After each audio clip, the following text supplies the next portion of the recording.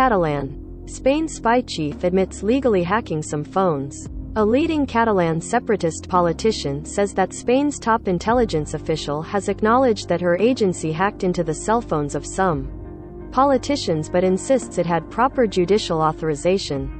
332. Barcelona, Spain. A leading Catalan separatist politician said Thursday that Spain's top intelligence official acknowledged that her agency had hacked into the cell phones of some of the dozens of politicians reported to be targeted by spyware, but she said it had proper judicial authorization.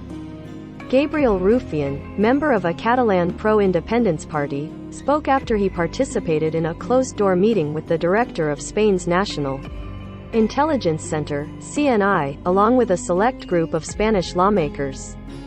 A recent report by the Canadian-based digital rights group Citizen Lab on the use of the controversial Pegasus spyware in Spain said dozens of pro-independence supporters in Spain's northeastern Catalonia region were spied upon using the software. When asked by the Associated Press, Spain's defense ministry, which is in charge of the CNI, refused to comment on the meeting with CNI director Paz Esteban because its contents are considered classified. Leading Spanish media, however, also reported that the director had shown committee members court authorizations for hacking the cell phones of some Catalan separatists.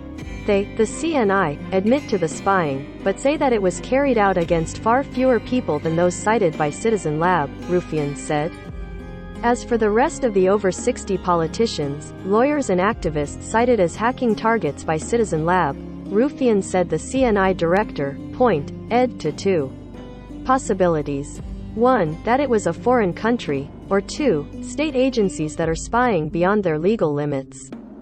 The highly anticipated meeting took place at Spain's Parliament building in Madrid. The Catalan separatists, who want to carve out a new state in northeastern Spain around Barcelona, had directly accused the CNI of being behind the hacks. That came to light 2 weeks ago when the Citizen Lab report was released. Spain's government has repeatedly said the CNI cannot tap phones without prior judicial authorization. At the same time, the government said the secrecy law, shielding all CNI activities, prevents the agency from confirming whether it possesses Pegasus, the spyware sold by Israeli company NSO Group.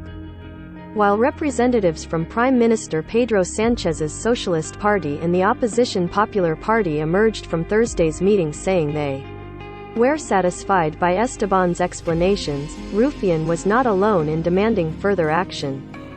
We insist that the information that we received today be declassified for the public to know, since it affects fundamental rights, said Albert Botran, who is among the politicians that Citizen Lab said was spied upon. The Spanish government has promised that both CNI and the nation's ombudsman will investigate the Citizen Lab report. Amnesty International, which has denounced the use of the Pegasus spyware in several countries, on Thursday demanded more transparency from Spain.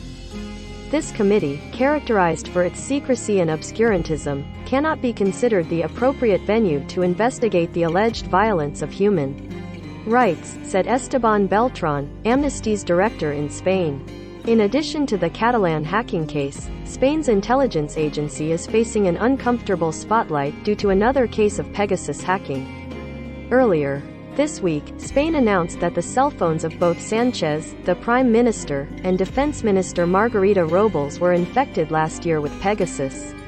Although Spain has refused to point a finger at Morocco, the dates the phones of Sanchez and Robles were hacked last year match up with a diplomatic crisis between the two countries. Amid the back-to-back scandals, plans for a public ceremony to observe CNI's 20th anniversary were postponed. Robles has encouraged the Catalans to take their hacking case to court, just like the Spanish government has, to determine who is responsible. Only the judiciary can determine who is responsible, Robles said Thursday. We can only take our cases to court, and in the meantime refrain from accusations.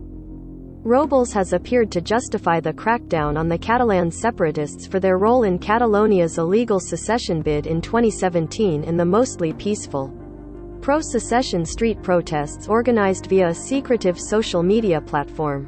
The events sometimes spiraled out of control and led to clashes with police, the blocking of roads and train lines, and the closure of Barcelona's airport in 2019. The CNI, which oversees Spain's cybersecurity, only discovered that Sanchez's and Robles' phones had been hacked after the devices underwent deep scans.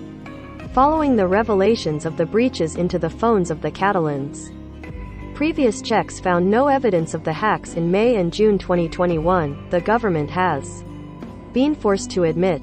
The hacking scandals, coming in quick succession, have left many Spaniards wondering how widespread the spying is, and which actor, or actors, are behind it. Some Catalan separatists accuse Spain of using the revelation of the hacking of top officials to detract attention from their cases. Being a victim does not preclude you from being a perpetrator when it comes to Pegasus, John Scott Railton, senior researcher at Citizen Lab, told the AP on Thursday. NSO's objective is to proliferate this spyware, not to protect the security of countries. This will not be solved quietly. This will not be solved with partial truths, Railton said. There has been some partial confirmation here, and the only road forward here is more transparency. The European Parliament opened an investigation into Pegasus use in the European Union, initially intended to focus on Hungary and Poland. The list of Catalans allegedly hacked also includes European Parliament members. Digital break-ins of phones with Pegasus have been reported and denounced in several countries. French President Emmanuel Macron was included on a list of heads of state that Amnesty International suspected were targeted last year.